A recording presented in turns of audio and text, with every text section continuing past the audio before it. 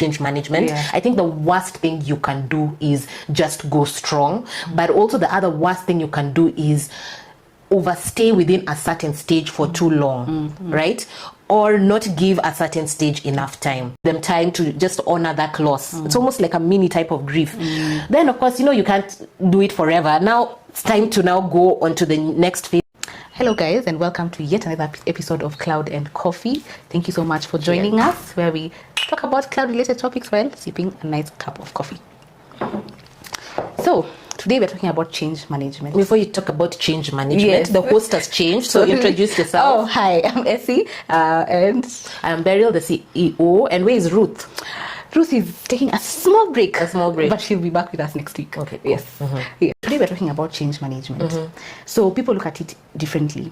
So for you, what do you think? Is it more about overcoming people's fear of the change, or is it more about actually honoring where that fear is coming from and what they're afraid to lose to be able to get the results that you want? Okay. Yeah.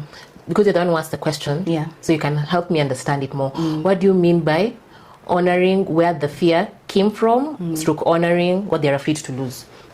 So often for us here, we use different tools. Let's use tools. And every other day there's updates. There's new software. There's new ways of implementing etc. And often when you're coming to bring in change, let's say for a tool, people are usually afraid of losing something. So maybe they're so used to using the tool a certain way, and they're afraid that this new tool or this new approach will either slow them down. So when you're going about the change management, would you approach it from a sense of, okay, I get where it's coming from, then going in that direction, or just like you have to make the change regardless? I think with change management, it's a process, and in different points in time at the process, you have to acknowledge different realities. Okay, my number one tip, even currently we're going through a change management in Power IT, right? Within the finance team. So for me, the first thing I would say is, don't think about don't come today, tell people something is happening tomorrow.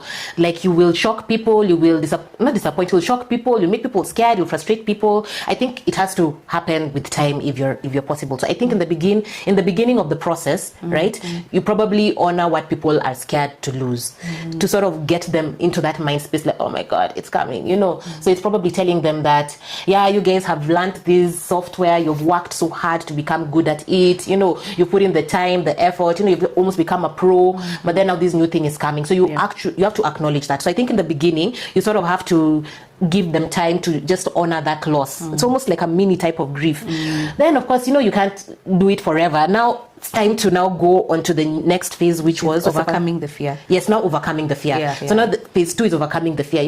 Give them glimpses of how this thing will look. I guess now probably you can start selling the advantages, start getting them excited about it.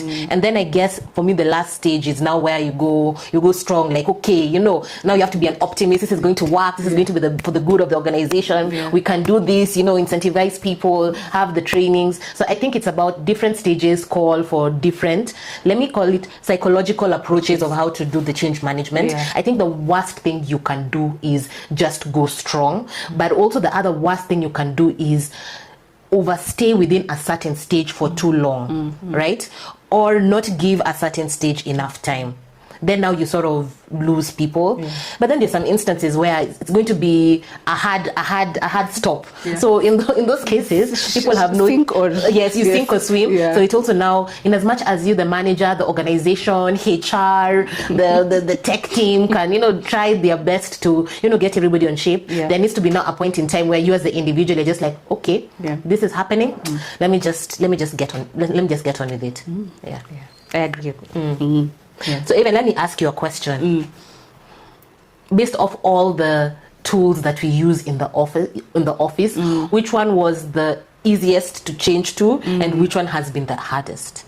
Okay, I think the easiest to adopt are the AI tools that we use within Google Workspace. So Gemini, at first I felt it was good for some spaces, but now for me who is in marketing, there are things that have improved over time, like now being able to even do presentations, the plugins on Canva, being able to add documents and stuff on Google AI Studio. So that has been easy because I've been experimenting with different other ones as well, and seeing which one gives the best result. I think the most difficult has been Sheets, because I am not so into like the formulas and the stuff. whatnot. Yes, but slowly it has, with time, I've been able to now use now again AI within now sheets to be able to implement or to do that. Maybe it's, I think that's the one. Okay. Yeah. Yourself? Myself, the hardest one. Okay, even for me, I'll say Sheets has been easy and hard, right? Probably I was resistive because, Sheets, you get scared, all the numbers and everything. But recently I've had to do an exercise where like everything is on Sheets.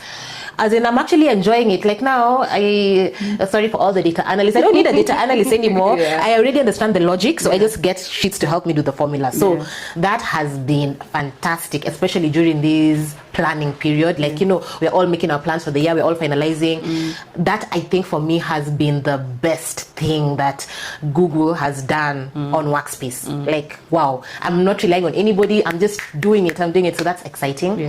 What has been hard? I'll still go back to Workspace. I won't speak on any specific software. I don't have a software, but I'll speak on Workspace because I use it every day.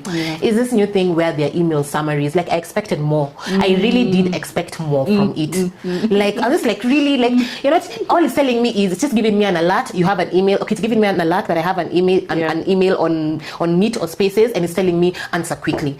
I still need to go to the email to read it. I expected more. I'm underwhelmed by that. Okay. Yeah. So, and that's it for this episode. See you next time. Bye.